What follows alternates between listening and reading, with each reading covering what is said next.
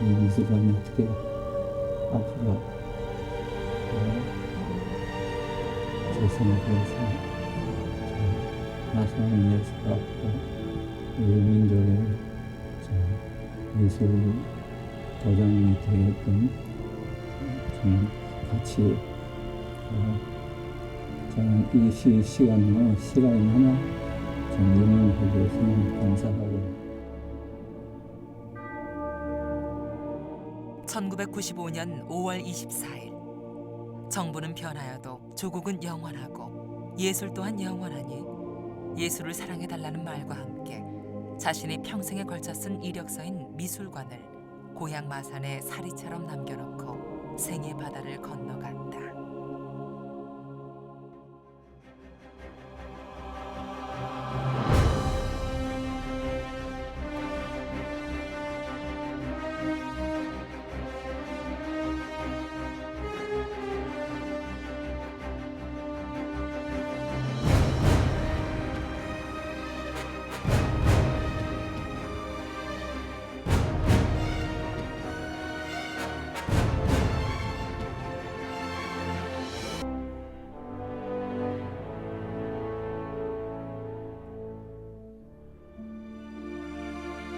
일흔 둘의 나이로 우리 곁을 떠난 이 남자. 짙은 눈썹, 고집스런 눈매. 우리나라 현대 조각의 1세대 문신이다.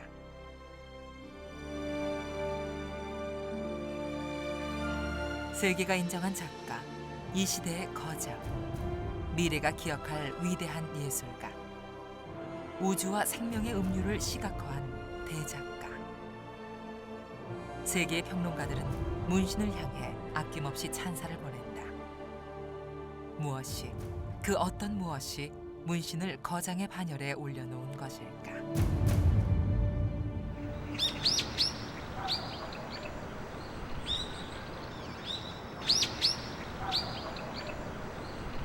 번성한 도시의 집들이 바다를 저 멀리 밀어낸 마산의 언덕배기.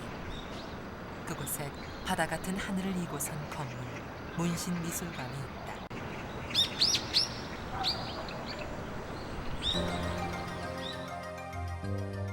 주변의 모든 것을 빨아들이는 그의 작품들. 생명의 움직임 하나하나를 놓치지 않으려는 듯 눈부시게 깨어있다. 생명을 몸 안에 품어 안더니 작품 하나하나가 숨을 쉰다. 사람 마냥 날씨 따라 기분이 달라지는 작품들. 날씨가 맑으면 작품도 맑다. 자신을 들여다보는 것들은 한 점의 더함과 덜함도 없이 차별하지 않고 모두 품어주니 미술관도 깃발에 일렁이는 바람까지도 조각 속에 안겨 작품이 된다.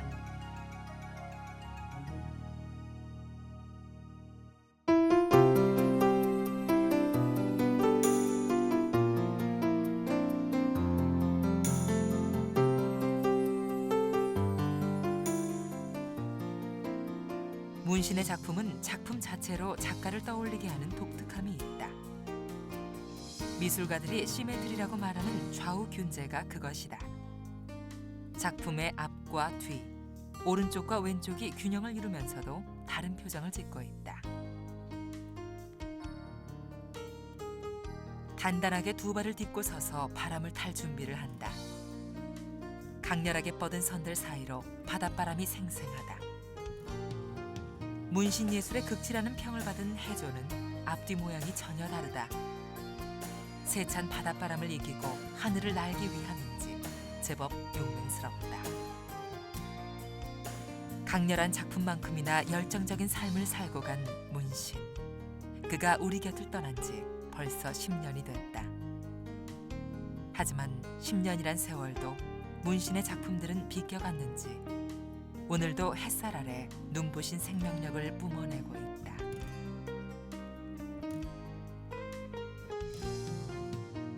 그의 나이 72. 인생의 황혼길에 접어든 나이지만 예술의 혼에 나이를 매길 수 있는가. 때문에 그의 죽음은 아쉬움 그 자체였다. 조각가 문신. 도대체 72해 동안 그가 이룬 것이 무엇이길래 세상은 그의 죽음을 안타까워했던 것일까? 우선 그의 작품 속에는 군더더기가 없죠. 그의 인품과 생활에서도 군더더기가 없는 매우 절제된 그런 그 삶을 살았다는 생각이 들고요. 한편으로는 또 자신에 대해서 보여주는 그 일에 대한 열정 같은 것들을 살펴볼 때 그의 삶에서도 상당히 많은 열정들을 우리가 읽어낼 수가 있습니다. 특히 그의 작품은 그 아주 간결하고 단순해서 매우 엄격하고 엄숙한 그런 느낌을 주지만 매우 따뜻한 가슴을 가지고 있었던 그런 작가로 기억이 되고 그의 작품뿐만 아니라 그의 인간 됨됨이 특히 그의 자식들에 대한 사랑 또 가족에 대한 생각들 그리고 고향 마산에 대한 그런 그 기억들 이런 것들을 통해서 그의 그 따뜻한 인간다운 소위 휴머니티를 우리가 읽어낼 수 있지 않나 하는 생각을 해보게 됩니다. 문신. 사람들은 문신을 조각가라 부른다. 그러나 사실 그에게 그것만큼 어울리지 않는 이름도 없다. 문신의 작업실은 마치 철공소를 연상케 한다. 그는 이곳에서 나무를 자르고 깎고 문지르며 철판 용접까지 해내는 격렬한 노동을 한다. 문신은 견고한 흑단이나 브론즈, 스테인레스, 강철 등 강한 물체와 수십 년을 대결했다. 그 단단한 갑옷 속에 숨어있는 생명의 부드러움과 풍만함을 밖으로 끌어내기 위해 흘린 땀이 얼마일까. 작업실 한 귀퉁이를 차지하고 있는 달고 다른 연장은 이 장인의 땀을 상징하는 훈장이다. 문신은 재료들로 무언가를 만들어내려 하지 않는다. 재료에게 무엇이 되어달라고 강요한 적이 없는 것이다. 그저 귀를 찢는 듯한 소음으로 가득 찬 작업장 안에서 외부의 소리를 끊어내고 재료 내부의 소리, 그 무언의 속삭임을 들었을 것이다.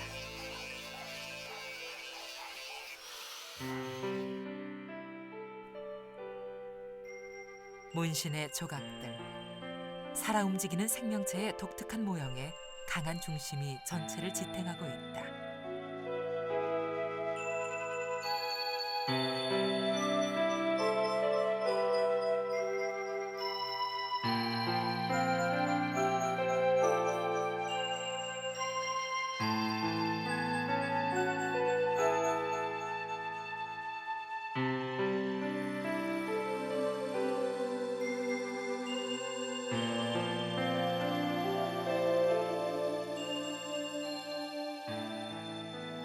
이 좌우대칭 시메트리는 문신 예술의 상징이 됐고 현대 조각 예술의 조류에 적지 않은 파문을 일으켰다. 그럼 제가 저 작품에서 그 시메트리, 자유균제, 그 중심축이 있어가지고 같은 그 바란스가 이렇게 되어가 있는 그런 그 역학적으로 봐서 참 안정감 있고 그렇죠. 결국 우리 시각에 보이는 건 전부 시메트리입니다. 이 형태도 시메트리고, 이렇게 나와도 시메트리고, 이렇게 봐도 시메트리입니다. 그러니까 그 밥그릇이겠니 뭐 온갖 것이 다 시메트리예요. 그래 보면 자연 만물이 다 그렇습니다.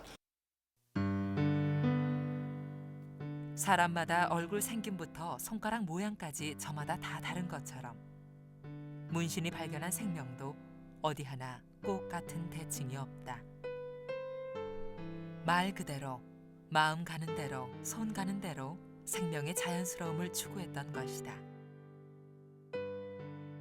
이 완벽한 좌우대칭이 때로 굉장히 살아 움직이는 듯한 그런 느낌을 갖는 것은 그 속에 숨어있는 불균형 때문이라고 할 수 있습니다. 좌우대칭으로 보이지만 그것은 완벽함이 아니라 약간의 불균형을 갖고 있기 때문에 생생함, 살아있는 느낌, 일종의 호흡, 움직임까지도 포착할 수 있는 것이죠. 우리가 문신의 작품에서 그 외면의 번들거림, 그리고 깔끔한 마무리, 장인적인 완벽함 때문에 어떻게 보면은 작품에 친근하게 다가가기 상당히 어려운데요. 그럼에도 불구하고 한 번 보면 잊혀지지 않고 그리고 굉장히 좋은 작품이다라고 머릿속에 남아있는 것은 바로 이러한 우리가 인식하지 못했었던 자연의 법칙을 이 작품이 간직하고 있기 때문이라고 할 수 있을 것입니다. 그러나 문신은 이런 평론과 해석들에 휘둘리지 않는다. 그는 그저 자연에서, 생명에서 발견한 자연스러움을 말 그대로 자연스럽게 표현했을 뿐이다. 균재미의 대가 문신. 지난 4월 가나 아트센터에서는 그의 10주기 추모전이 열렸다. 문신의 트레이드마크인 흑단 조각과 석고 원형. 보는 사람마다 그 양과 섬세함에 혀를 내두르는 드로잉과 채색화 등 그의 평생의 역작들은 10년이란 세월이 무색하게 깨어 있었고 사람들을 흥분시켰다.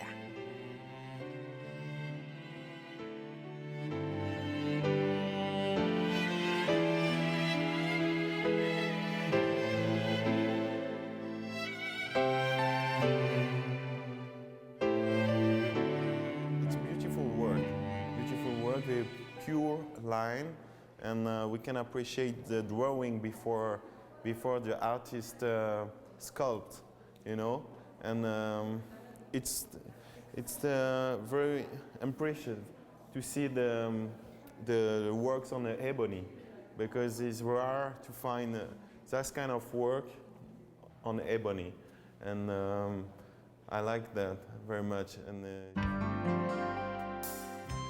그의 조각이 가장 먼저 인정을 받은 것은 유럽에서다.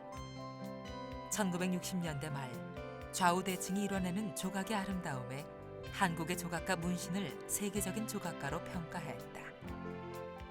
이제까지 어떤 작가도 표현하지 못했던 좌우 대칭의 균형미가 문신만의 조각으로 세계적 평가를 받은 것이다. 그러나 문신은 세계적인 조각가란 명성에 빠지지 않았다. 자그레브 전시회 때 전시를 하고 같이 간 일행들이 어디 여행이나 가자고 이렇게 했을 때 문 선생님께서 나는 피카소가 아니야. 그래서 저는 그게 무슨 말씀인지 처음에 몰랐습니다만 그 말씀이 나중에 이제 저희가 이제 알게 됐습니다만 피카소처럼 유명한 사람은 전시회를 오픈해 놓고 그냥 자기 일을 보러 가도 상관이 없지만 문 선생님 말씀은 작품도 있고 또 내가 있음으로써 같이 함께 그 작품을 감상하고 이야기하고 이 작품과 같이 있다는 것 자체가 대단히 중요하고 또 그런 또 마음 쓰임이 중요한 것이 아닌가 이렇게 생각이 듭니다. 작가이기 때문에 작품 옆에 있어야 한다던 문신. 그가 떠난 지 10년이 된 지금 스페인에선 작품이 작가의 지난 삶을 온몸으로 말해주고 있다.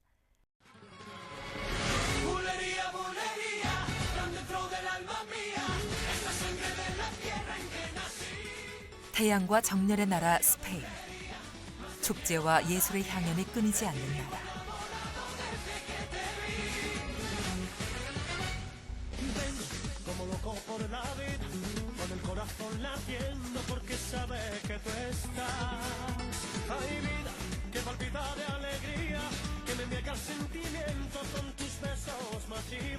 그리고 역사의 토대 위에 현대가 숨쉬고 있는 도시 발렌시아. 기독교 문화와 이슬람 문화가 공존하는 이 도시. 700년 역사의 옛 수녀원에선 현대 예술의 거장을 가리는 비엔날레가 열리고 있다.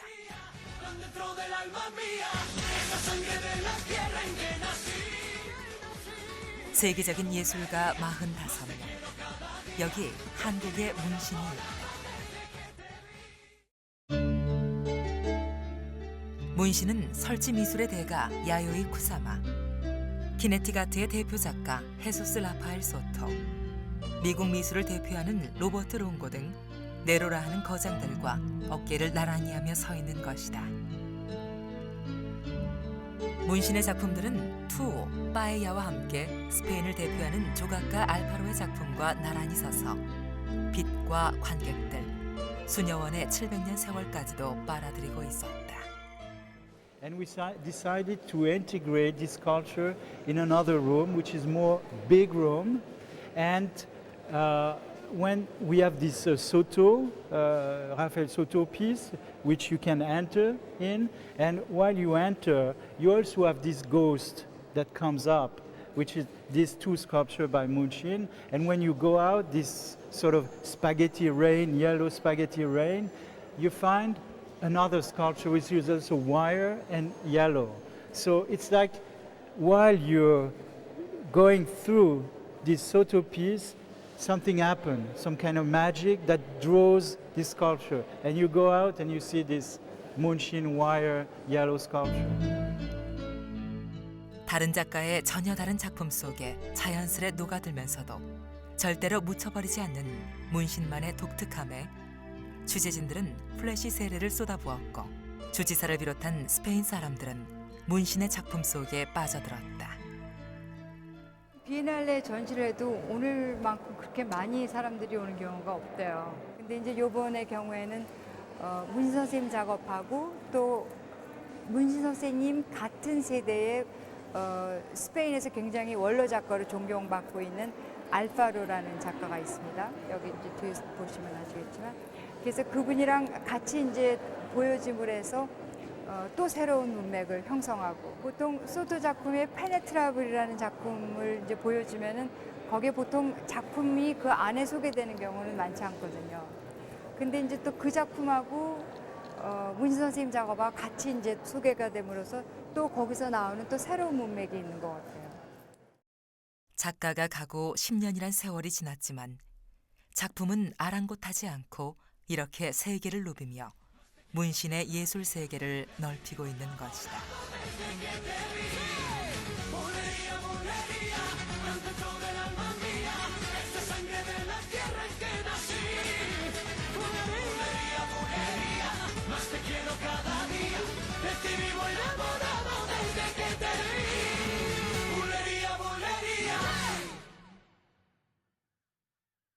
문신은 1923년 일본 쿠우슈 다케오에서 태어났다. 그러나 5살 난 어린 문신은 아버지의 고향 마산으로 왔고 성장했다. 문신이 평생 동안 가슴에 품고 산 고향 마산은 이렇게 5살 난 꼬마의 가슴에 파도처럼 안긴 것이다. 부모의 따뜻한 품이 그리운 꼬마에게 바다는 외로움을 달래주고 이야기를 들어주는 친구였고 문신이 자라는 모습을 묵묵히 지켜봐주는 후원자였을 것이다. 그리고 소년티를 벗기 시작했던 14살 무렵 집안 형편이 어려웠던 문신은 시내에서 전기상 직공 일을 하거나 술을 배달하며 삼촌 가게 일을 도왔다. 그러나 운명은 그를 직공으로 배달부로 살아가게 놓아두지 않았다. 그림 그리기를 좋아했던 문신은 가게 일이 끝나면 열심히 마산 시내 화방을 드나들었다. 물감 냄새에 이끌렸을까? 그렇게 문신은 조금씩 그림에 눈을 떴고 영화 간판을 그리며 붓질을 시작했다. 그리고 제법 청년티가 나는 16살. 문신은 미술가가 되겠다는 꿈 하나에 모든 걸 걸고 일본 밀항선에 올랐다. 들키지 않기 위해 숨죽이고 바다를 건너는 동안 그는 무슨 생각을 했을까? 일본인 어머니, 광부인 아버지, 화가로서 성공한 자신의 모습. 그는 파도의 울렁인 만큼이나 기대와 두려움으로 울렁거렸을 것이다.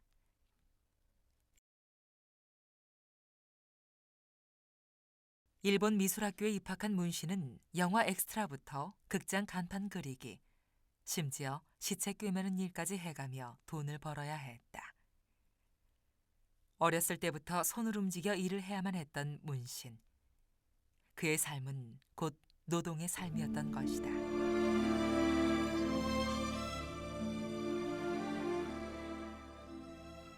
스무 살 청년의 날카로운 눈빛, 치열하게 살아가는 깨어있는 눈빛이다. 1943년 대동아 전쟁 말기 폭격이 쏟아지는 동경 하늘 아래 문씨는 붓을 들고 있다. 청년은 술 한 잔으로 시름을 달래고 싶었던 걸까? 문신의 목에 제법 쥐기가 올라 있다. 미국기가 출몰하여서 동경 하늘에서 폭격을 퍼부을 때였습니다. 모든 사람들이 허둥지둥 그 지하 대피소로 몸을 숨겼는데 문신 선생님께서는 끝까지 자신의 그림을 그리는데 열중을 했습니다.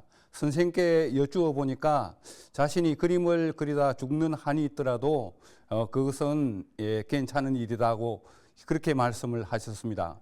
그것을 보면은 선생님께서 얼마나 치열한 작가 정신을 가지고 있는지를 알 수 있고 그런 집중력을 통해서 세계적인 작가가 된 것으로 생각합니다.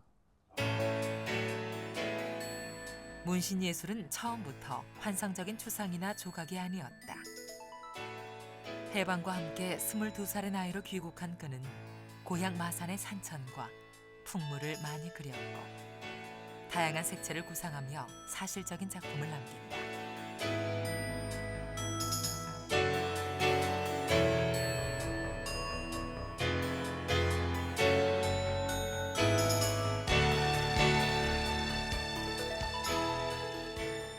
그의 회화 작품 속에서 보이는 가장 큰 특징은 그 당시 회화로서는 흉내내기 어려웠던 모더니즘, 소위 새로운 미술을 추구하고 있었다는 것이고 그런 그 아카데믹한 사실주의를 떠나서 자신의 언어를 통해서 자신의 시각을 통해서 소위 예술은 정신적인 것이며 자신만의 것이다라는 어떤 그런 그 모더니즘의 정신을 작품 속에 구현하려고 했다는 점이 가장 큰 특징이라고 할 수가 있겠습니다. 그의 회화에서 보여지는 그런 그 새로운 정신과 새로운 모더니즘에 대한 경도된 시각들은 한국 미술에서도 또 다른 의미를 낳게 되고 그런 그 의미소들이 이제 조각으로 변화해 가면서 3차원적으로 승화되고 나타나는 것이 아닌가. 그래서 문신은 끝내 세계적인 화가이자 조각가로 우뚝 섰고 한국과 일본을 넘나들었던 운명은 1959년 문신을 프랑스 파리로 쏘아보냈다. 생면부지의 땅 파리. 그는 단돈 $50를 들고 생면부지의 땅 파리에 섰다. 며칠간을 굶으며 길거리를 헤맸던 그는 세느강에 몸을 던지고 싶은 충동을 몇 번이나 느꼈다고 했다. 그동안의 그의 예술이 노동 위에 쌓아 올려진 탑이었듯이 문신은 예술을 위해 그리고 살아남기 위해 오래된 성의 소리를 맡아 몸을 움직여야 했다.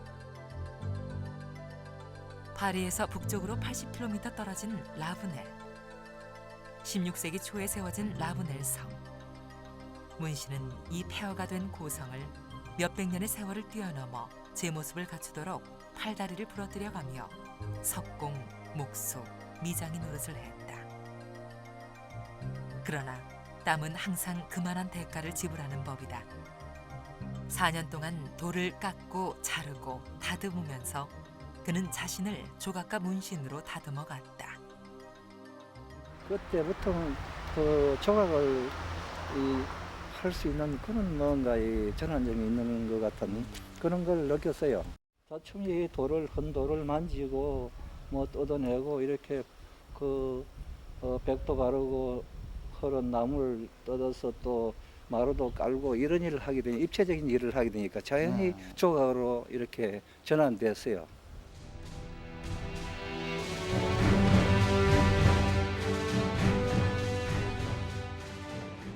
지중해 쪽빛 파도가 부서지는 발카레스. 1970년 문신은 이곳 발카레스 야외미술관 초대전에서 길이 13m, 무게 4톤의 통나무를 깎아 태양의 인간이란 대형 조각을 세우면서 미술평론가들의 눈길을 사로잡았다.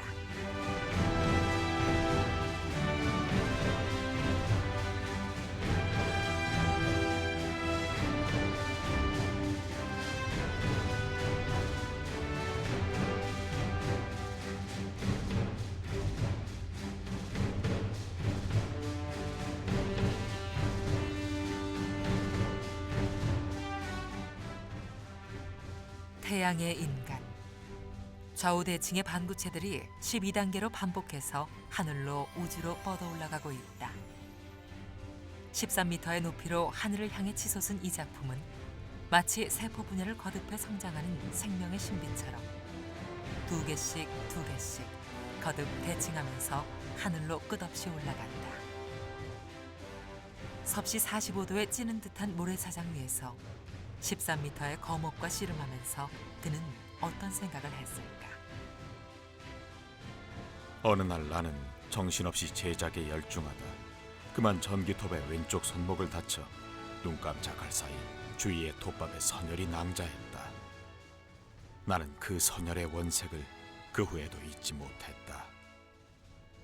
하나의 창조라는 생명의 잉태를 위해서는 붉은 피가 엉기어 떨어지는 고통과 아픔을 견디는 인내가 필요하다는 생각이 머리를 떠나지 않았다.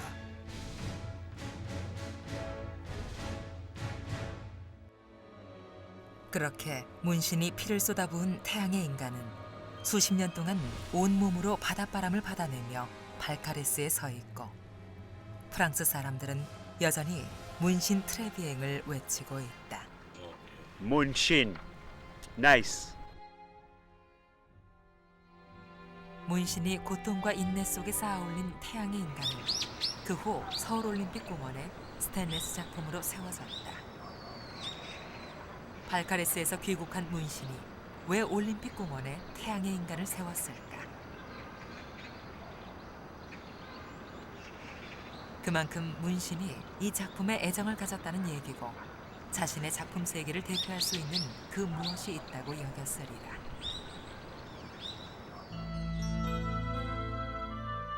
이렇게 문신은 파리에서 20년이란 혹독한 세월을 통해 화가에서 조각가로 거듭났고 프랑스, 독일, 스위스, 헝가리 등에서 초대전을 열며 세계적으로 인정받는 조각가가 됐다. 문신인 코리아란 말 대신 문신인 마산을 고집했던 작가. 문신은 말한다. 자신이 이런 선을 나타낼 수 있는 것은 그가 바로 대한민국 남도 땅 마산에서 보고 자랐기 때문이라고. 자연을 볼 수 있다는 거. 한번 본 거는 의식을 안 해도 손을 통해서 나옵니다. 네. 그러니까 제가 역시 한국 사람이니까 한국 풍경, 우리 남도에는 특히 산이 부드럽고 그래요. 그런 곡선. 그건 저 작품이 다른 사람한테는 나오질 않습니다. 네. 서구 사람한테 이런 곡선이 나오질 않아요. 우리는 버리기가 얼마나 어려운 일인지를 안다. 더욱이 그것이 세계적인 명성과 탄탄한 미래를 보장받는 것이라면 더 그렇다. 문신은 작품만 고정관념을 탈피하는 게 아니었다. 문신은 미래가 보장되는 프랑스 생활을 미련 없이 버리고 아내 최성숙과 함께 늘 그리던 고향으로 돌아온다.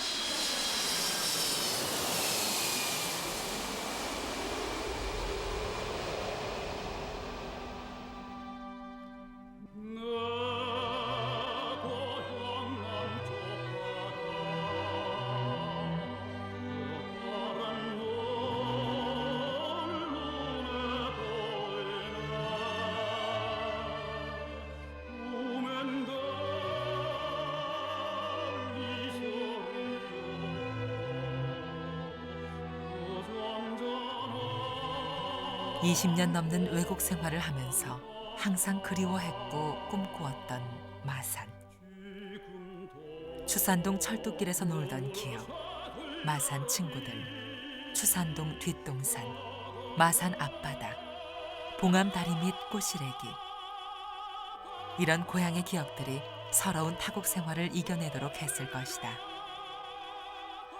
조각가 문신의 시작이자 미래인 곳. 그에게 고향 마산은 그런 곳이었다. 때문에 그는 이 땅 마산에 한국 최고의 미술관을 세우고자 하는 집념을 불태웠다. 그가 작품 속에 늘 표현하고자 했던 남도의 부드러운 선, 무학산 능선. 그 산자락 아래 마산시 추산동 언덕. 문신은 자신이 동경 유학 시절 아르바이트를 해 번 돈으로 사두었던 이 땅에다 프랑스에서 돌아온 81년부터 14년에 걸쳐 손수 미술관을 지었다. 직접 연장을 메고 언덕을 헐어 옹벽을 쌓고 바닥돌 하나하나 드로잉을 하고 손수 꿰 맞추고 다듬었다.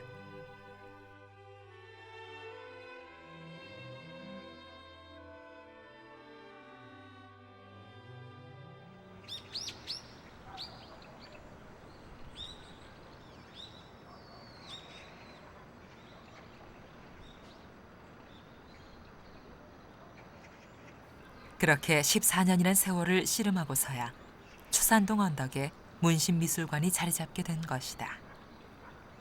그가 남긴 최대의 작품 문신미술관. 그의 평생의 이력서이자 작품들의 모태요 휴식처다. 그는 자신의 모든 작품을 이 문신미술관에 두고 싶어 했다. 유럽 순회 전하실 때 이런 일이 있었습니다. 쉘이라는 회사에서 작품을 구입하려고 하셨어요. 스탠 작업입니다. 굉장히 큰 대형 작업이었는데요. 문 선생님 그 자체를 거부하셨습니다. 그 왜 그러셨냐면요. 그때 연세가 60이 넘으셔가지고 70으로 가시는 때였는데요. 내가 지금 얼마 안 남았기 때문에 내 생에 작품할 시간들이 지금 이 작품을 당신에게 줄 수가 없고 나는 마산에다가 대한민국 마산에다가 미술관을 만드니까 이 작품을 거기 전시할 것이다. 모든 작품들을. 그러니까 대한민국 마산으로 와서 내 작품을 감상하라. 그때 옆에 있었던 한 20, 30명이 되는 유학생들이 있었습니다. 그때 전부 다 박수를 막 보냈었죠. 그러면서 저도 굉장히 뭉클했었어요. 그의 작가 정신은 이렇게 치열하게 살아온 자신의 삶과 조국, 고향 마산, 자신의 뿌리에 대한 긍지, 그리고 그것으로부터 빚어진 천재성, 문신만의 독창성에서 나온 것이리라. 오동동에 그때 술집 공무 있었잖아. 그 이제 기녀들이 옷 입고 옷 갈아입고 하는 데 있잖아. 거기 가가지고 어디 나는 화장실에 간 줄 알았더니 딱 가서 분장을 하고 스팽에 투사 복장을 해가지고 와서 연출하는데 깜짝 놀랐어. 아까는 문신인데 이거는 진짜 외국 사는 것이 해가지고 근데 보니까 여자들과 다홍치마 있잖아. 그걸 어떻게 어깨에다 걸치고 모자를 이렇게 쓰고 코스튬 탁 그리고 나와서 연출하는데 기가 막혀요. 그때부터 이 양반은 천재 정말 하늘이 내려준 참 장래 미술가가 되겠다 하는 건 그때 예경이나 그거 내가 뭐 그 신이 아닌 이상 말이야. 그렇게 느꼈다는 걸. 그러나 문신이 정작 후배들에게 늘 강조했던 것은 천재성이 아니라 자신만의 독창성이었다. 문신 선생님의 그 독특한 세계라는 것은 그 조각에서 오는 형태미가 작가마다 다 개성 있고 틀릴 수 있지만은 그 아주 걸작으로서의 그 형태미라는 것은 우리 자연에서 느낄 수 있는 어떤 식물의 형태, 혹은 인체의 형태, 혹은 우리 조선 백자의 어떤 흐름 이런 것들을 아주 대칭되는 폼으로 제작을 하신 분이고 또 그런 면들이 또 흔히 즐겨 쓰시는 이 철제라든가 아주 단단한 흑단의 나무라든가 이런 것들로 하여금 아주 강한 메시지를 전달하고 있습니다. 그분만이 할 수 있는 독창적인 세계라고 생각합니다.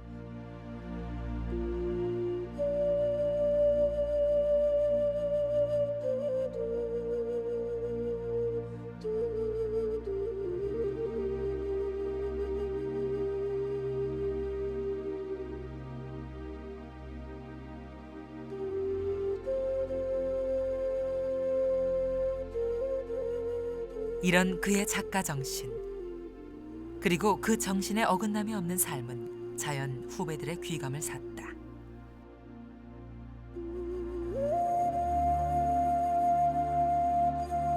예를 들면은 문신 선생님이 이제 그런 얘기를 한 적이 있습니다. 자기 자신의 생애를 화살로 비유를 한 적이 있는데 말하자면 화살이 시위가 당겨져서 관역에 딱 고쳐졌을 정도로 자기는 한 군데 이제 그 몰두를 한다. 그러니까 즉 시위라는 것은 하나의 의지를 말하고 관역은 이제 목표를 말하는 것인데 그 문신 선생님이 오로지 다른데 한눈 팔지 않고 작품에만 전념할 수 있었던 그러한 그 작가 정신, 그런 장인 의식이 굉장히 후학들한테는 모범이 되는 것이죠.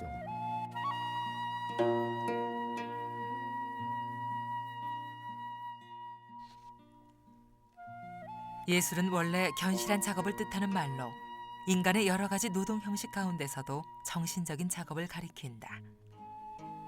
하지만 예술은 정신만으론 실현되는 게 아니다. 문신은 흑단, 청동, 스테인레스 등의 재료에 자신의 신체적 노동을 가함으로써 그것을 예술품으로 바꾸어냈다.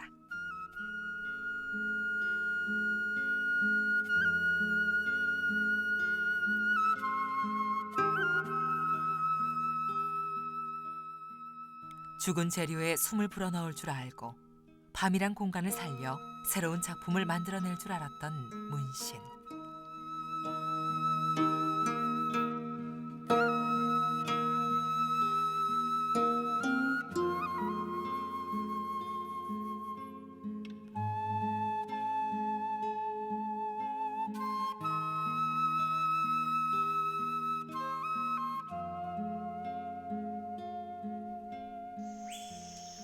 사람은 죽어도 남은 사람들의 기억 속에서 산다고 한다. 그를 기억하는 사람들은 그를 열정적인 조각가, 자기관리에 철저한 조각가, 조국과 고향에 대한 자부심이 대단했던 조각가로 기억한다. 이렇듯 그는 우리에게 조각가 문신으로 기억된다. 그러나 그는 무엇을 단 한 번도 조각해 본 적이 없다. 문신이 말한다. 나는 무엇을 표현한 것이 아니다. 그저 표현된 것이다. 숨겨져 있던 어떤 생명이 조각으로 나타난 거다. 그러니 뭐라 할 수가 없다. 그러니 정녕 이것을 뭐라 할 수가 없다. 자유롭게 생각하고 자유롭게 표현하며 자유롭게 살다간 문신. 이제 그의 60여 년의 예술 생활을 정리하고 연구하는 것은 뒷세대의 몫으로 남았다.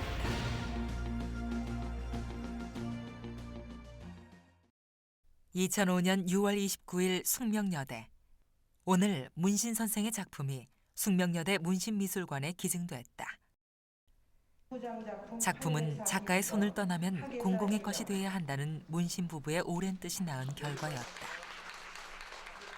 이 자리에서 숙명여대 이경숙 총장은 문신의 작품들이 숙명여대에 자리 잡게 된 것에 흥분을 감추지 못했다.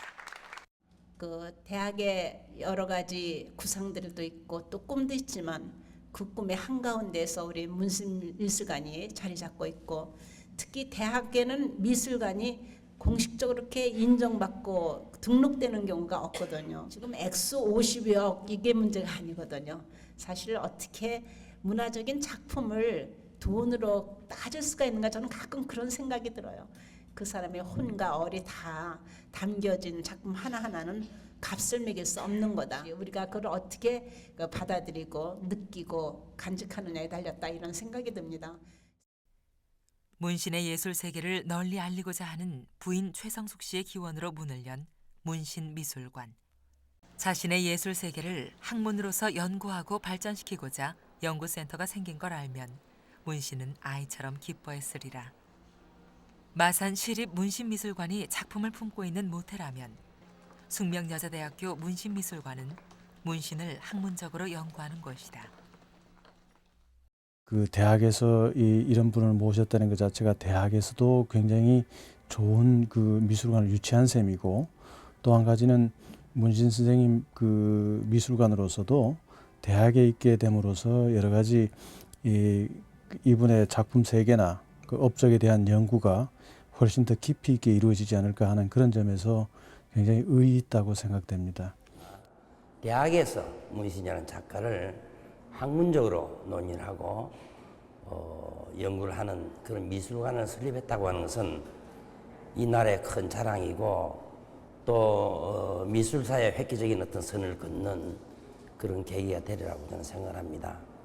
아무튼 문신의 작품과 그 작품 세계를 정말 예찬하는 사람들이 그 아름다움과 함께 우리 생활에 아름답고 풍요해질 수 있는 그런 계기가 문신이라는 작가를 통해서 이루어졌으면 하는 생각이 제 간절한 소망입니다.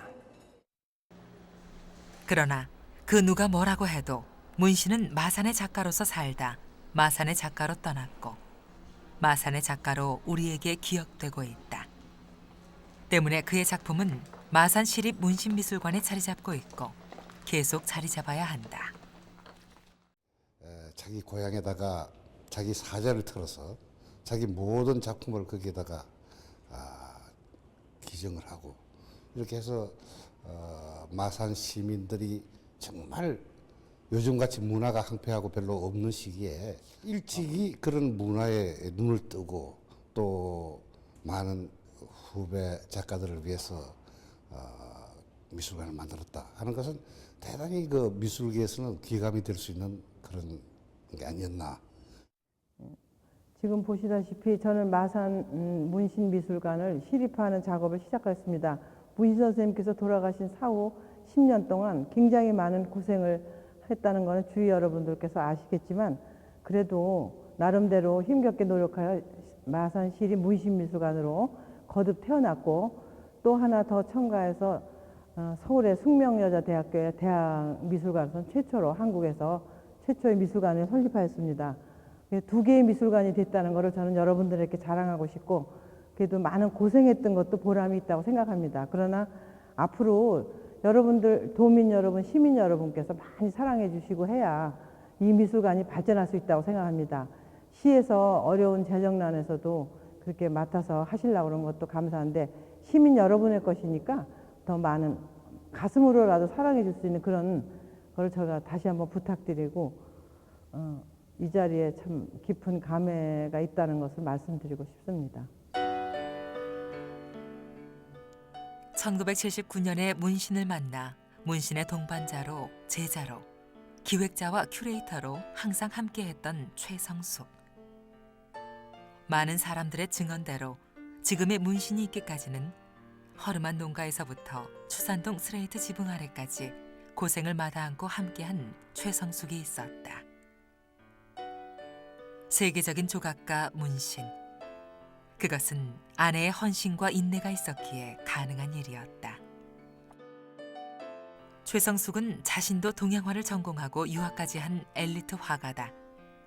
유학 시절 문신의 작품에 반하고 아이같이 천진한 그의 성품에 반해 파리에서 한국으로 마산으로 삶의 터전을 바꾸며 함께했지만 자기는 그저 예술 세계에 빠져 사는 문신이 하고 싶은 대로 작품을 할 수 있도록 보살핀 원예사일 뿐이라고 말한다.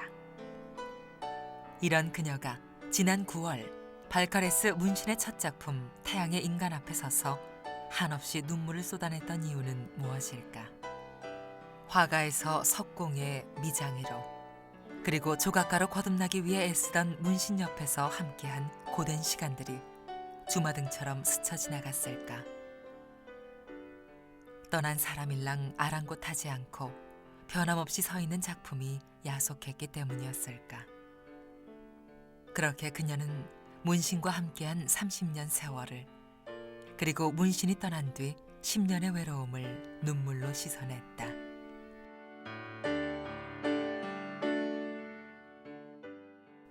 문신과 함께했기에 자신의 예술이 더 풍부해졌다고 하는 여자.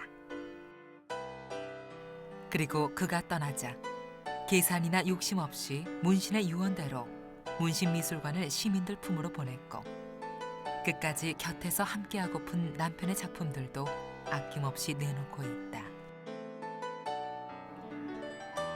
그리고 이제 문신에 관한 것은 뒷세대의 몫으로 남기고 자신은 화가의 길을 가고자 한다.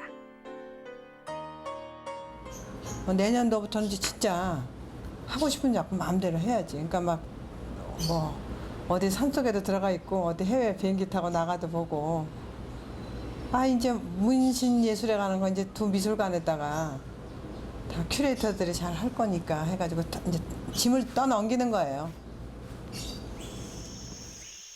이렇게 문신의 유언대로 14년이란 세월을 들여 만든 문신 평생의 역작 문신미술관은 이제 마산시립 문신미술관으로 마산 시민의 것이 됐다.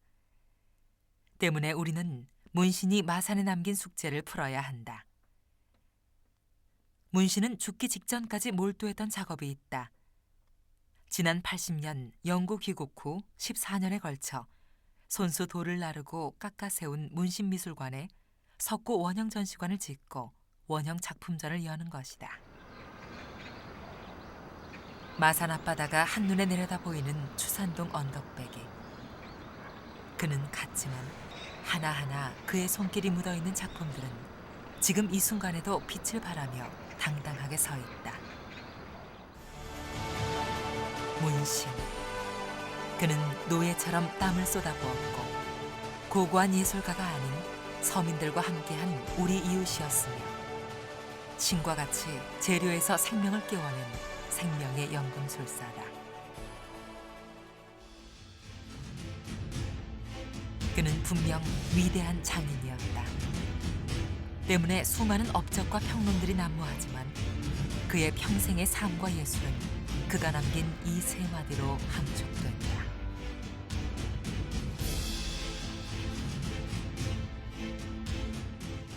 나는 노예처럼 작업하고 나는 서민과 함께 생활하고 나는 신처럼 창조한다.